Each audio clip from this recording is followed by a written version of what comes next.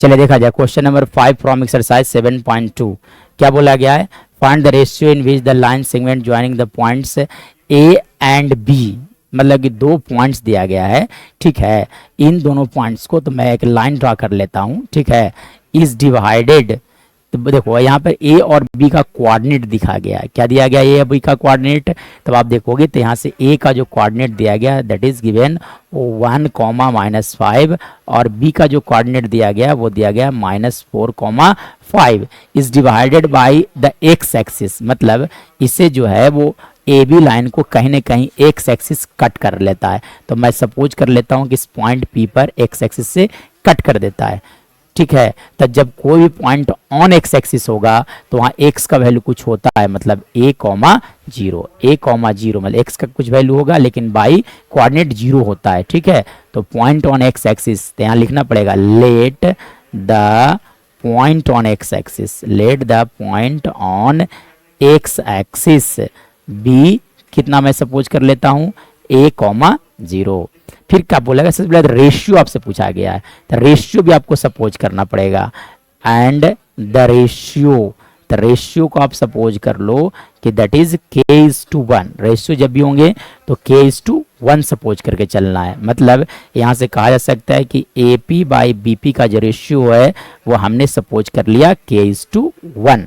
तो लोग एक तो यहाँ है कि कहा जा सकता है यहाँ से ये k है और ये क्या है 1 है। चलिए तो आप निकाल लीजिए यहाँ से, है ना। तो लगाओ यहाँ से section formula.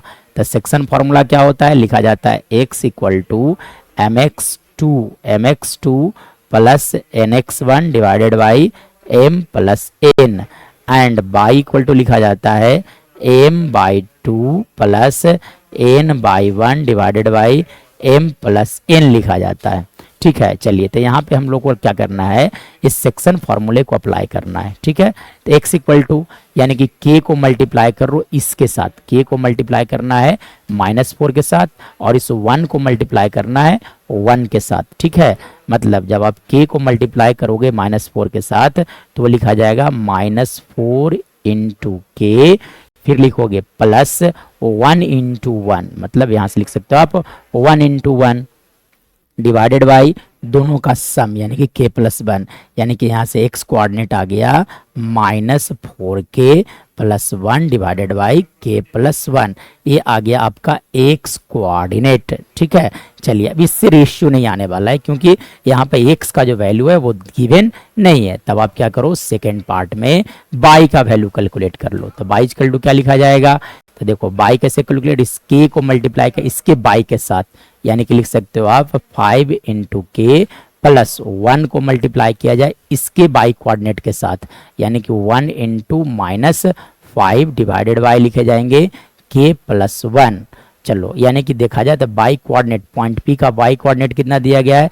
0। So I am going to write here 0, और यहाँ पे हम लिख दो आप 5k - 5 डिवाइडेड बाई k+1। मतलब यहाँ से अगर बात किया जाए तो क्या होगा? क्रॉस मल्टीप्लाई करने के बाद क्या लिखा जा सकता है?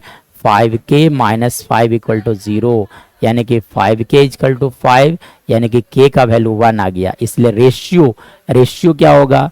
तो यहाँ से कहा जा सकता है hence the ratio of division will be 1:1, यानी कि कहा जा सकता है यहाँ से कि हेंस रेशियो इज 1:1। चलिए अब रेशियो आ गया। अब रेशियो जो आ चुका है तब आपको क्या चाहिए था? पॉइंट का कोऑर्डिनेट, मतलब एक्स एक्सिस जहां पे टच कट कर रहा था। चलिए तो देखो एक्स एक्सिस एक्स पर आप रख सकते हो a, तो a = क्या लिखा हुआ है? -4k + 1 डिवाइडेड बाय लिखा गया था आपका k+1, और k का वैल्यू कितना है? 1, तो 1 यहाँ पर रख दिया जाए। तो a = लिख सकते हो -4 × 1 + 1 डिवाइडेड बाई 1 + 1, यानी कि a का वैल्यू यहाँ से कहा जा सकता है कि a का जो वैल्यू आया, यानी कि यहाँ से a का वैल्यू लिखा जा सकता है -4 + 1 डिवाइडेड बाई 2, मतलब a का वैल्यू आएगा -3/2, यानी कि पॉइंट ऑन एक्स एक्सिस। यहाँ से कहा जा सकता है point on X axis that is how much? A comma 0 और ए का वैल्यू कितना आया -3/2 comma 0। This is your right answer.